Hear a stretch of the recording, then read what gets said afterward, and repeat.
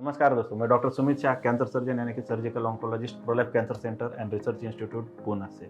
इस वीडियो में हम जानकारी देंगे कि मुंह के कैंसर के ट्रीटमेंट के बाद हमें पेशेंट को किस तरह से नॉर्मल लाइफ लीड करना चाहिए और उसमें इसे हम रिहैबिलिटेशन बोलते हैं या सपोर्टिव केयर बोलते हैं, जिसमें फैमिली भी उसको थोड़ा बहुत सपोर्ट करती है पेशेंट की रिकवरी में। अगर आप देखिए, मुंह का सबसे इम्पोर्टेंट फंक्शन है खाना चबाना, खाना ठीक तरह से निगलना। ज़बान का फंक्शन आता है बात करना, या बात करने के बाद जब भी हम खाना खाते हैं तो जो भी खाना चबाते हैं उसका बोलस बना के वो ठीक तरह से सॉलो करना। तो ये सब चीज़ें बहुत इम्पॉर्टेंट है। कोई भी कैंसर सर्जन मुंह का कैंसर का ऑपरेशन प्लान करता है तो पहले वो जो रिहैबिलिटेटिव प्रोसेस है वो ऑपरेशन शुरू करने के पहले से ही उनके दिमाग में रहनी चाहिए। मतलब अगर कोई ज़बान का कैंसर होता है तो अगर कितना पार्ट ज़बान का निकालना चाहिए, कैसे निकालना चाहिए, वो कैसे जो डिफेक्ट बन जाता है क्या उधर के उधर प्राइमरी क्लोजर से ठीक होगा या उसको नया ज़बान बनाना चाहिए, या मसूड़ा मतलब मैंडिबल या जबड़े में अगर कैंसर है तो क्या पूरा हड्डी निकालने की ज़रूरत है या सिर्फ मार्जिनल मैंडिबुलेक्टोमी जिसे हम बोन का सिर्फ पार्ट निकाल के ऑपरेशन कर सकते हैं। ये बहुत फैक्टर ऑपरेशन के पहले से ही डिसाइड करने जरूरी रहते हैं।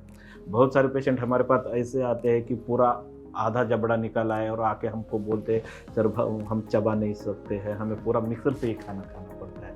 तो कभी भी आपका कैंसर का निदान या डायग्नोसिस होता है तो आपको सर्जिकल ऑन्कोलॉजिस्ट मतलब जो कैंसर के स्पेशलिस्ट सर्जन हैं उनसे ही सलाह मशवरा करना चाहिए, जो उनके एक्सपर्ट रहते हैं, उनको पता रहता है ज़बान का कितना पार्ट निकालना है, हड्डी का कितना पार्ट निकालना है, उसको रिकंस्ट्रक्टिव मतलब प्लास्टिक सर्जरी करके हम क्या कर सकते हैं जिससे हम नया जबान बना सकते हैं, जिससे हम नया मैंडिबल का बोन बना सकते हैं।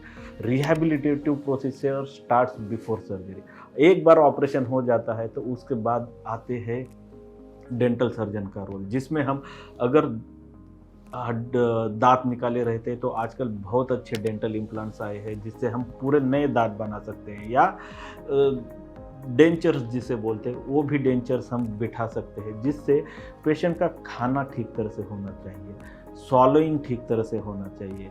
और रही बात दिखने की, सबसे ज़्यादा पेशेंट इम्पोर्टेंस देते हैं दिखने में।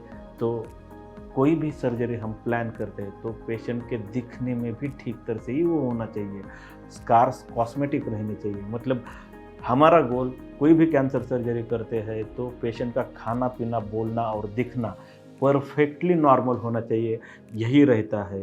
थोड़ा बहुत रिहैबिलिटेटिव प्रोसीजर हमें लगता है जिससे over the period of 6 month 1 year patient near normal life lead कर सकता है। बट आजकल प्लास्टिक सर्जरी इतना एडवांस हो चुका है, नया बोन बनाना, नया ज़बान बनाना या सॉलोइंग मैकेनिज्म्स रिपेयर करना, ये सब पॉसिबल है।